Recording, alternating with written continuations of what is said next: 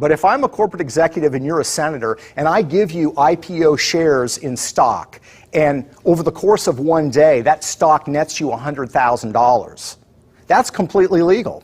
And former House Speaker Nancy Pelosi and her husband had participated in at least 8 IPOs. One of those came in 2008 from Visa, just as a troublesome piece of legislation that would have hurt credit card companies began making its way through the House.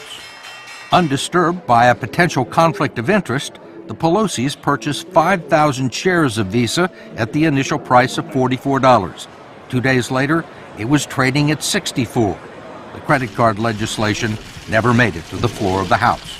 Congresswoman Pelosi also declined our request for an interview, but agreed to call on us if we attended a news conference. Madam Leader, I wanted to ask you why you and your husband, back in March of 2008, accepted and participated in a very large IPO deal from Visa at a time there was major legislation affecting the credit card companies making its way through the House. And did you consider that to be a conflict of interest? I don't know what your point is of your question. Is there some point that you want to make with that?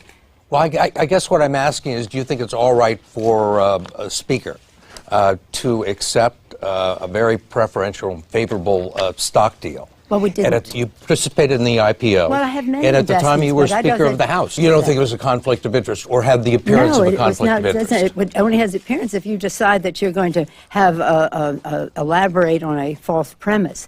But it's not true, and that's that. I don't understand what part's not true.